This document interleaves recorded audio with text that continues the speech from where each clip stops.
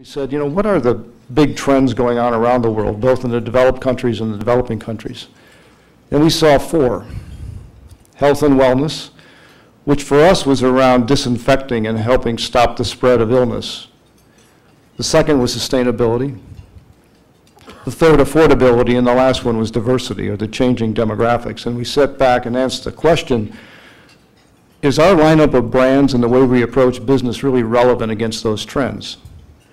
Those of you who are insatiably curious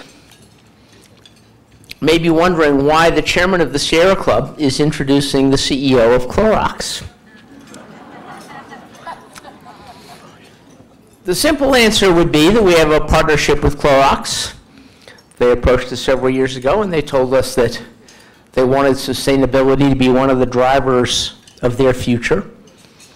And they offered us a line of household cleaning products, Greenworks, that we were proud to be associated with. But the deeper answer is, there's something in the DNA of Clorox, and there's something in the DNA of its leadership that makes it a surprisingly good fit with the Sierra Club.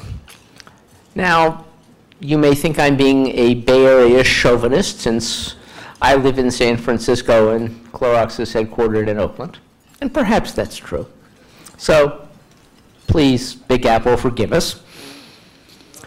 But on the other hand, I want to point out that when I first came to work for the Sierra Club in the mid-1970s, we had on the bottom of our letterhead a quote from our founder, John Muir, which said, when you try to pull one thing in the universe, you find that it is hitched to everything else.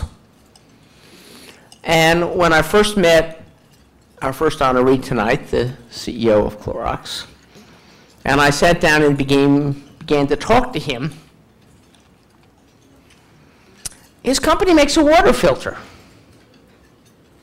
called Brita. It's a good water filter. Some of you may have used it. He immediately, from the fact that he made this water filter, began to have a conversation with me about the sustainability of the way we deal with water. And I was impressed. It was a really good first act on. And then as I kept talking with him, he kept pushing me and pushing me and pushing me. So finally tonight, I asked him, okay, what's really important about the DNA of your company? What is your company encoded to do? And he gave me one excellent but somewhat conventional answer: innovation. Any successful company in the 21st century will tell you that its DNA codes for innovation. I have yet to meet a CEO who tells me, we don't innovate, that's our thing, is we don't innovate.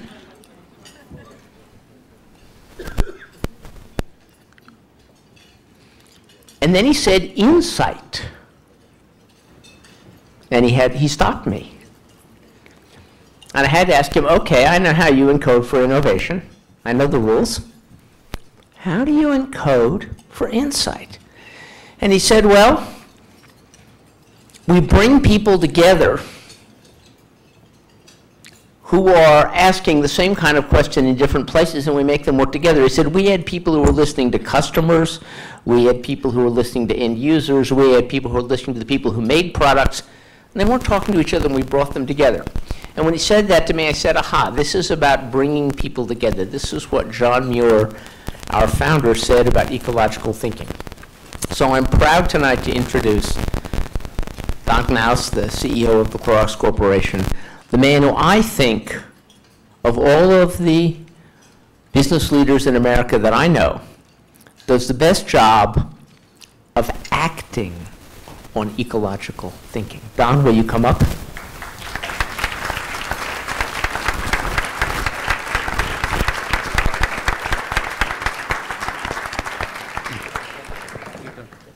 Thank you, Carl, and thanks very much for the kind words. It's very important to us to have Carl here.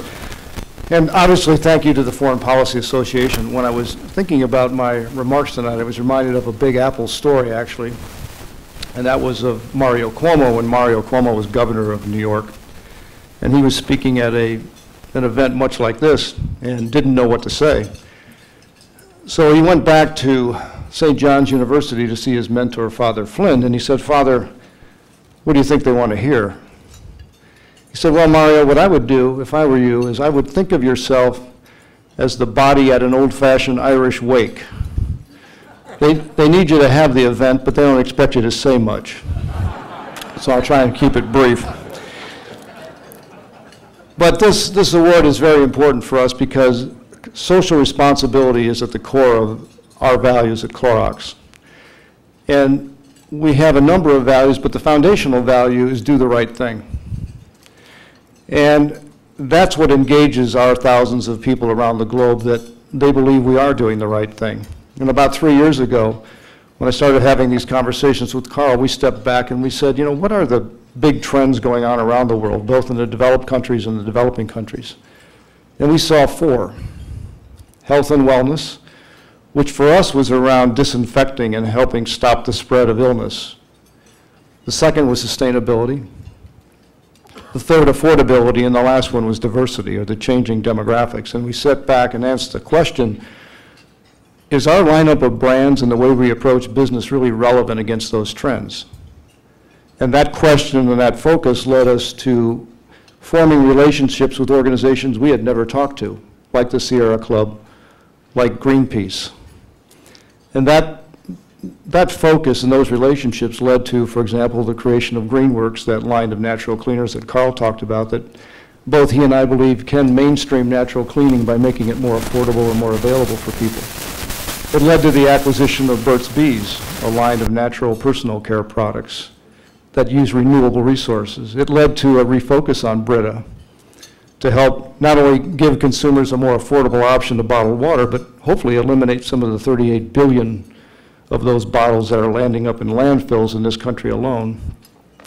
And it led to a totally different manufacturing process for bleach, where we're in the process right now of eliminating the shipment of chlorine across this country and changing it out to water-based bleach coming into our plants, which eliminates a big security risk for a lot of the cities and towns we deal with. So this focus, these new relationships, these differing viewpoints, I think that's at the core of what the Foreign Policy Association is all about, this fundamental belief that bringing together a collection of world leaders with diverse viewpoints can lead to a better result. And we've seen that in action at Clorox. And I think we've achieved that by simply listening and listening to those different viewpoints. And it's when you assume that everyone deserves a seat at the table, I think it's amazing how much more fun and productive the dinner can be. So we thank you for this award. Certainly very meaningful to us, and thank you, Carl, for being here. It's my pleasure tonight to introduce Frederick Smith, the founder and chairman of one of this country's iconic business enterprises, Federal Express.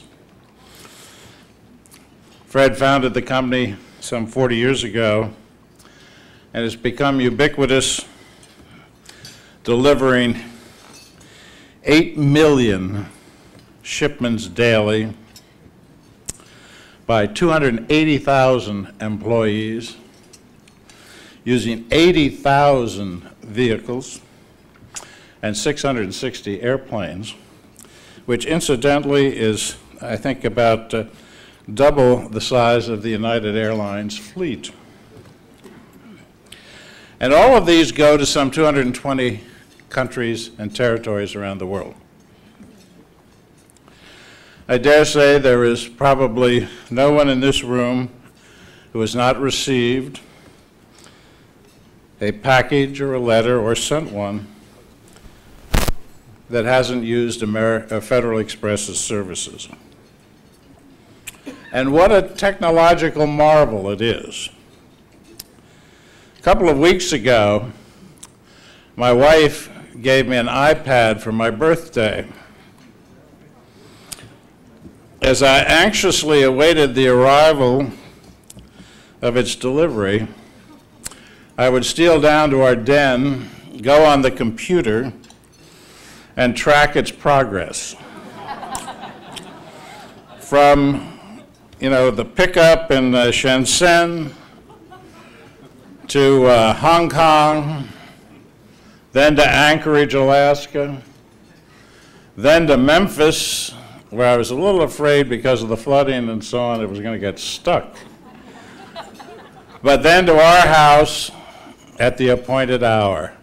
And I thought that was some mean feat, and I applaud you for it. In addition to Fred's substantial business achievements, he's not neglected his civic responsibilities. He sits on numerous philanthropic and business boards and boards of business and trade associations.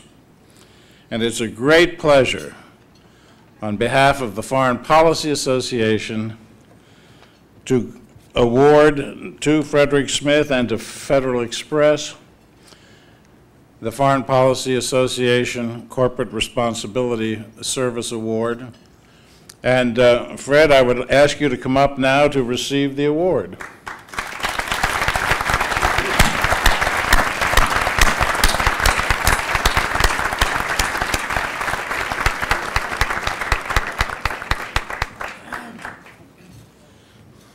Congratulations. Thank you very much.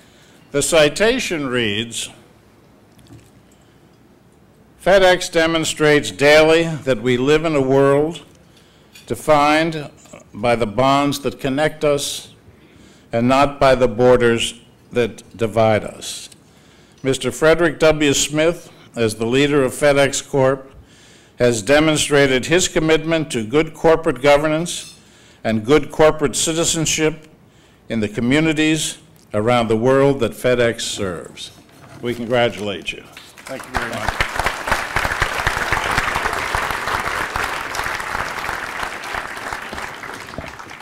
Well, I appreciate that very kind introduction, and I accept this award with great humility and appreciation, not on my behalf, but on behalf of those almost 300,000 men and women that make up the FedEx teams around the world.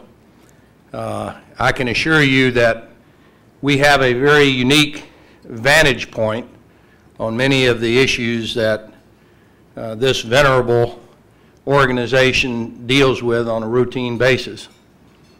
And it's of great interest to me at the present time how the pessimism has overtaken most of the industrialized world, and probably for very good reason in terms of the financial management at the governmental level, and perhaps a couple of years ago spectacularly at the enterprise level, at least in the financial sector.